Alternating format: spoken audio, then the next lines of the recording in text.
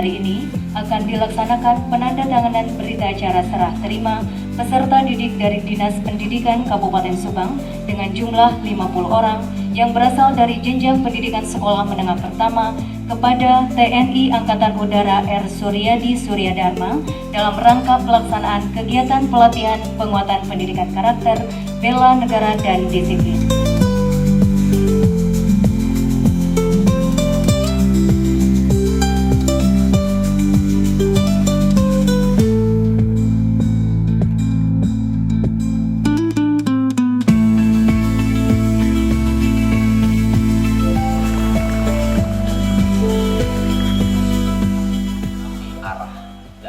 Tujuan dari itu, dan sisanya yang 30 Pak Bupati kirim saja hari ini ke Dodik Lembang, karena di sana sudah ada 140 dan daya tampungnya 500. Jadi kirim saja nanti untuk jenjang SMP.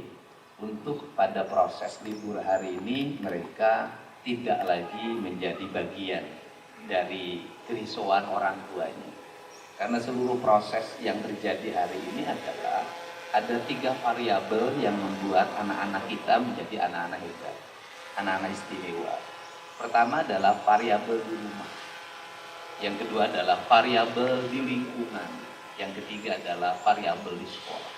Bupati, Pak Sekda, Pak Camat, para kepala dinas, badan kantor. Variabel di rumah, apa sih yang terjadi di negeri ini? Yang terjadi di negeri ini adalah orang tua tidak punya ikatan emosi dengan anak-anak. Orang tua kehilangan ikatan emosi itu pertama karena pengaruh digital. Sejak kecil anak-anak sudah diberikan HP, yang penting dia anteng. Sehingga hubungan emosionalnya anak itu tidak dengan ibunya tapi dengan HP, dengan mesin. Artificial intelligence bisa berdampak positif, bisa berdampak negatif. Saya sampaikan, negara lain itu mengalami kemajuan hari ini, itu tahapannya banyak. Mereka masuk di era di mana kekuasaan mendominasi kehidupan masyarakatnya. Masyarakat masuk dalam dogma, dibodohkan oleh 2, yaitu tuan tanah dan kelompok-kelompok yang mengaku spiritual. Yang kedua, terjadinya proses revolusi, perlawanan. Setelah proses revolusi diawali dengan kebebasan orang untuk berekspresi. Mereka memahami filsafat, lahirlah revolusi industri. Dari lahir revolusi industri itu mereka menjadikan hidup adalah bagian dari proses menuju kemakmuran dengan proses industri. Maka mereka menjadi kaum kolonial. Tahapan manusianya dari manusia masa lampau dan masa depannya itu mengikuti tahapan. Jadi anak-anak itu ada tahapan.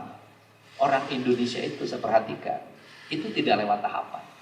Satu di era kerajaan, kemudian masuk ke era kolonialisme, dia digiring oleh pemerintah kolonial bekerja sama dengan para bupatinya untuk menanam kopi, menanam teh. Dan orang yang tahunya adalah kamu nanam teh, kamu nanam kopi, kamu jual, saya beli. Maka mereka menjadi kaum petani yang digerakkan. Kemudian mereka disuruh bekerja, membuat jalan, membuat jembatan, membuat pelabuhan, membuat pangkalan udara. Dan dulu orang menyebutnya rodi. Mereka tidak dibayar. Tapi hari ini banyak orang yang mengungkap fakta di media sosial. Sesungguhnya kaum orang-orang Indonesia, orang pribumi pada waktu itu yang disuruh bekerja oleh Belanda itu mereka dibayar. Tetapi bayarannya tidak nyampe oleh para bupati.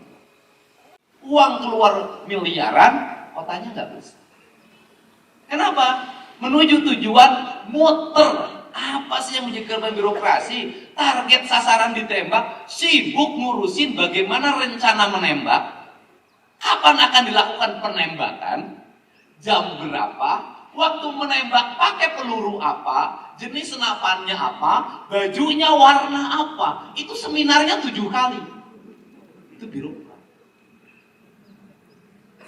Ini harus dirubah model ini. Kalau enggak, mohon maaf. Apa sih? Mohon maafnya adalah kita gali pasir tiap hari, kita gali batu tiap hari, kita mungut BPHTB, kita mungut PBB, kita mungut berbagai pajak restoran, hotel, segala macam.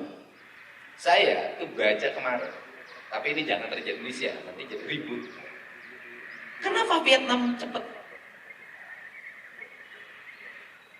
Satu, sistemnya dia sudah sentral komunis. Kemudian yang kedua, Vietnam itu sekarang itu mempensiunkan sekian puluh ribu pegawai. Karena Pak, uangnya kata dia harus membangun nih, jangan pakai gaji terus. Bayangin di negara lain. Di negara lain tunjangan itu bisa naik, bisa turun. Tergantung kemampuan keuangan. Apakah kita dengan model birokrat seperti ini akan cepat maju? Saya tidak terlalu percaya. Kalau apa? Kalau para kepala daerahnya tidak bisa melakukan terobosan. Nah, untuk itu, mari kita belajar, nggak usah jauh-jauh. Kita masuk ke Danlanut deh. Taruhan saya, apakah di Danlanut biaya pemeliharaannya cukup? Enggak, saya yakin. Tapi kenapa kantornya bersih? Rumputnya tertata. Orang pada posisinya, yang di pos jaga, iya di pos jaga tidak bergeser. Yang di sana, coba saya taruhkan kalau ke malam ke kantor saya ini, ada nggak orang yang di pos? Bener nggak orang di pos jaga? Pasti sare atau ini di kantor Lanut bersih, di komplek-komplek militer saya lihat bersih. Kenapa? Orang digerakkan. Untuk itu Pak Bupati, nanti manajemen nggak usah saya termasuk ini, saya baru loh mimpin apel, saya nggak pernah mimpin. Nggak usah nih Pak Bupati ada apel. Kenapa? Sudah tiap minggu, tiap hari Senin, jam apel diganti oleh siapa? Dari rumah bawa koas, dari rumah bawa ceretnya merek ini, gerakan melalui bidang-bidangnya. Pokoknya kasih hukuman. Kalau kantornya masih kotor, kalau halaman kantornya masih kotor, ganti. Itu caranya. Gak usah lagi ngandelin bagian umum. Setiap orang bertanggung jawab. Kenapa? Ini bobroknya mental kita sebagai birokrat. Kenapa? Kita tidak pernah menyayangi ruang kerja kita. Saya dari dulu, sejak saya wakil bupati sampai hari ini, saya selalu menyayangi ruang kerja saya.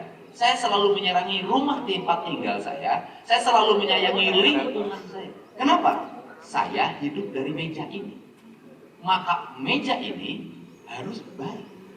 Gak peduli ada anggaran, ada gak ada. Bila perlu saya bawa meja dari rumah. Saya cari meja yang terbaik dari rumah untuk meja kerja saya. Kenapa? Dari meja kerja saya ini bisa beli meja di rumah. Dari meja kerja saya ini bisa beli kursi di rumah. Dari meja kerja saya ini bisa bangun rumah. Kita birokrat, kursi di rumahnya bagus, rumahnya bagus, tempat tidurnya bagus, tetapi meja kerjanya sangat buruk, ruangan kerjanya bocor. Kemudian ruangan kerjanya tidak dicat dengan alasan tidak ada biaya pemeliharaan. Padahal ada sebab, ada akibat. Tidak mungkin saya berakibat seperti ini kalau penyebabnya. Maka sayangilah yang menjadi penyebab kita. Kalau kita mendapat gaji sebagai ASN, sayangilah pekerjaan kita dengan sepenuh hati. Maka rezekinya bukan hanya pada tunjangan kinerja. Di luar itu Anda mengalir rezeki yang tiada. Dan saya buktikan. Makanya saya tidak berarti membanggakan diri. Tidak. Ketika saya pulang ke Lembur, apa yang saya lakukan? Saya tidak hitungan terhadap uang yang saya beli. Saya bangun jalan. Saya bongkar kandang ayam, jumlahnya 54 kandang ayam. Karena menimbulkan bau, lalat, orang tidak akan mau datang ke tempat saya, ke rumah saya. Kenapa? Tidak mau makan tempat saya? Lalatnya baik. Satu, biaya apa yang saya keluarkan? Saya mohon maaf, satu kandang ayam itu saya kasih nilai 25 juta. Hanya dibongkar, sawahnya tapi pakai. Plus biaya mengembalikan habitatnya menjadi sawah itu 50. Kalau saya itu untuk apa? Mending pakai kawin dulu. Tapi saya tidak. Saya tidak akan mungkin ada Deddy Mulyadi yang menjadi seperti ini waktu itu anggota DPR RI kalau ibu saya tidak pernah tinggal di sini. Kalau saya tidak lahir di sini. Dan kenapa saya berani melakukan itu? Karena saya sudah berhenti jadi Bupati Purwakarta. Maka tidak akan ada komplain orang terhadap kewajiban saya sebagai Bupati Purwakarta. Hari ini saya sudah berhenti, maka saya mengabdi pada kampung di mana saya tempat dilahirkan. Saya tidak pernah berpikir apapun. Saya tidak pernah hitungan. Orang ngurus nyapu, saya urusin. Tiap pagi apa yang saya lakukan? Memungut sampah ke sungai. Ular tidak boleh dimatikan. Semua. Apa yang terjadi hari ini? Ribuan orang dalam setiap minggu datang. Kenapa mereka datang? Karena mereka ingin menikmati sawah. Sawah apa? Sawah yang ditata dengan cinta. Sawah yang ditata dengan rasa. Jalan-jalan yang dibangun dengan cinta dan rasa orang yang mendiaminya. Tetapi apa yang dilakukan oleh anak-anak muda setempat? Ketika ramai orang sibuk bikin parkir. Bukan sibuk membersihkan, sibuk ingin dapat uang parkir. Apakah Anda kalau ngomong persoalan antara SK yang di BJB dan uang yang diterima tiap bulan seimbang dengan biaya hidup Anda? Tidak. Jauh. Tapi bisa anaknya di kedokteran, bisa bangun rumah, bisa cicil mobil, bisa nyandung seorang. Kenapa? Keyakinan. Kenapa Anda pada diri Anda punya keyakinan? Kenapa pada lingkungan tempat kerja Anda tidak punya keyakinan? Jadi, bangunlah keyakinan pada lingkungan. Terakhir, kenapa saya konsentrasi pada anak muda? Saya punya tesis, mohon maaf, bukan membuat klasifikasi manusia, tidak. Mohon maaf, anak-anak yang bandel hari ini adalah ekonominya menengah ke bawah. Sudahlah. Dari sekian ratus anak yang saya urus, semua menengah ke bawah. Anak-anak orang kaya hari ini, anak pejabat, balager, anak pengusaha, balager. Bayangin, apa ancaman masa depan? Ancaman masa depannya adalah anak bupati bager, ke depan berpotensi jadi bupati lagi. Mohon maaf, karena politik seperti itu. Anak anggota DPR bager, ke depan berpotensi jadi anggota DPR lagi. Anak kepala desa bager, ke depan berpotensi jadi kepala desa lagi. Anak pengusaha bager, ke depan berpotensi jadi pengusaha. Tapi anak kelas menengah ke bawah, nakal. Akses untuk potensi itu hilang hari ini. Dan Anda kalau lihat kami dikit, apa yang akan korban Anda? Rumah sudah habis untuk biaya hidup dan biaya nakal anak. Sawah sudah habis. Macul embung. Kerja embung. Pakai narkoba. Pakai obat-obatan ciu dan sejenisnya. Apa nanti? Saya sudah ngebayangin. Suatu saat kalau nggak segera diberesin, itu nanti di jalan raya ada orang tidur begini, nggak punya rumah, nggak punya apapun, kerjanya mampu. Nanti di halaman-halaman, itu nanti banyak orang yang sudah kehilangan masa depan. Badannya kurus, nggak punya masa depan, tidak punya akses pendidikan, tidak punya akses rumah. Mereka akan terberantakan di mana-mana, taruhan saya. Makanya saya ingin benerin dari sekarang. Kenapa anak-anak orang menengah ke bawah hari ini sombong? Kenapa? Ibunya membuat dia sombong. Kenapa? Ibunya tidak menyayangi anaknya. Caranya apa? Membela anaknya. Anaknya hayang studi tur, pinjem Bang Emok. Anaknya pengen motor, kredit, maksain diri. Anaknya pengen HP, maksain diri. Ditegur saja oleh gubernur. Anaknya, ibunya ngamuk. Terima anak aing begitu kan. Ini penyebab hancur. Maka hari ini saya membuat ketentuan dan diikuti oleh para bupati. Orang tua siswa yang menitipkan anaknya di sekolah, SD, SMP, SMA, harus menandatangani surat pernyataan di atas materai dan bernotaris tidak akan mempidanakan gurunya manakala gurunya memberikan hukuman karena perbuatan. Dan kalau itu dilakukan maka orang sekolahnya berhak untuk mengembalikan anak itu pada orang tua. Kenapa? Pendidikan itu proses menitipkan. Kalau menitipkan harus percaya sama yang dititipkan. Kalau tidak percaya urus sendiri, nggak usah dititipin orang lain. Itu caranya. Nah, Apa yang hilang? Apa sih problem ini? Saya itu orang desa. Problemnya apa? Masuknya LPG 3 kg ke desa membuat anak-anak tidak mencari kayu bakar. Waktunya habis untuk main HP. Masa dulu SD dan SMP itu anak-anak itu nyari kayu bakar untuk bantu ibunya. Sehingga anak itu menjadi stimulus bagi ibunya. Hari ini anak predator bagi ibu. 2. Kegemaran beternak hilang pada diri anak-anak pedesaan. Tidak tengangon domba, tengangon sapi, tengarit. Waktunya habis lagi. Dihabiskan untuk apa? Nongkrong di saung sawah. Dan saya sudah tidak menemukan lagi anak usia SMP dan SMA mendampingi ibunya motong padi di sawah. Saya sudah tidak menemukan lagi.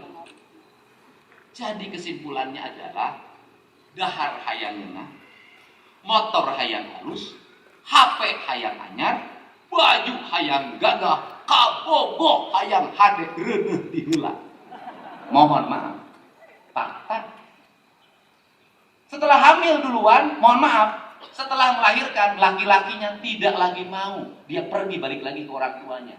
Orang tuanya yang sudah miskin harus menanggung beban anaknya yang ditinggalkan oleh pacarnya. Pak Gubernur, anak saya main HP saja. Inungna ge sarua main HP wae. Tadi kararieu. Ini korban ibu-ibu nih baru nih. Kenapa korban ibu saya itu pernah jatuh dari motor, pernah main bola.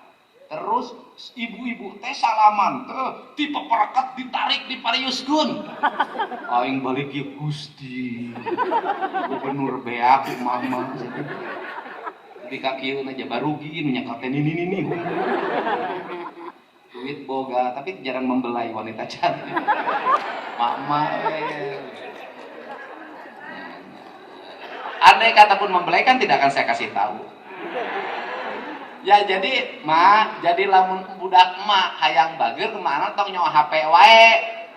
Ulah nyarek budak tong nyawa HP wae. Dari mana nyawa HP wae? Anak saya tuh udah kritis nih ya. Kalau saya pegang HP langsung gini. Ayah, jangan main HP, nanti bawa ke barak. Terus dia kemarin cerita, ayah Nia waktu kecil dikasih HP, sekarang enggak. Kenapa sekarang enggak? Takut dibawa ke barak. Jadi nih, tapi ka indung ayeuna ibu-ibu nyarek budak ngulikeun ka gubernur. Nyarek budak sinadahar. Nih, Pak Gubernur nih. Nah Allah ya Robi eta kuat teu metu eta indungna.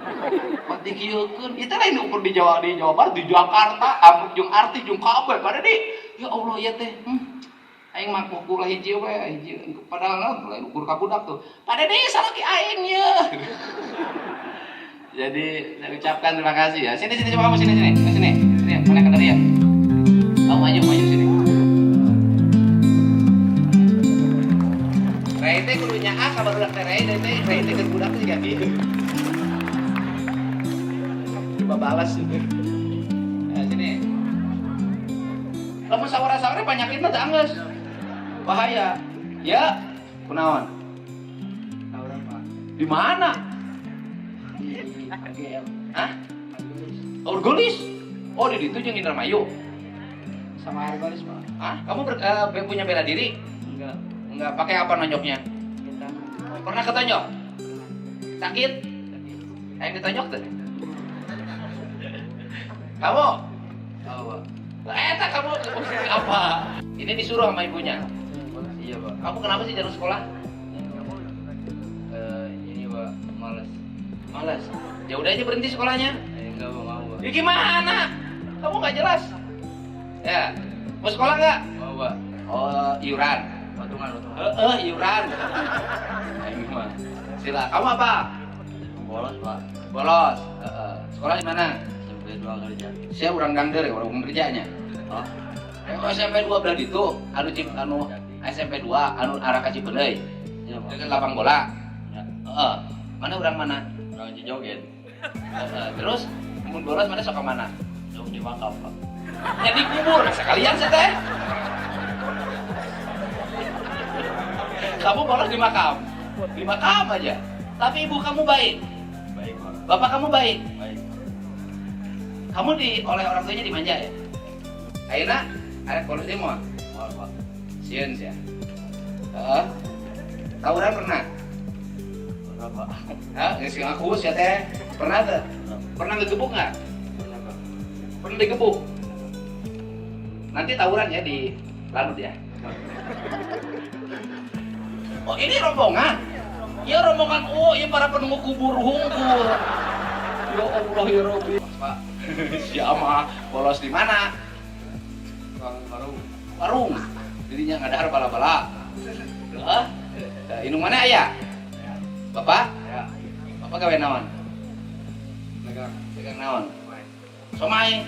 Aisyah bapak sia dagang somai ripuh jeung sia sakola. Aisyah mun bolos wae. Hah? Kamu? Bolos, Pak. Di mana? Warung. Warung. Kamu? Bolos, Pak. Dulu tak? Itu, Pak. Kamu? Dulu tak? Oh jadi main game aja. Nah, Aisyah mau bangun ketinggali. Kamu apa? Bolos, Pak. Bolos. Kamu kok boganya? Asyik, kayu bohong. Bolos. Berkelahi. Ke depan semuanya. Maju.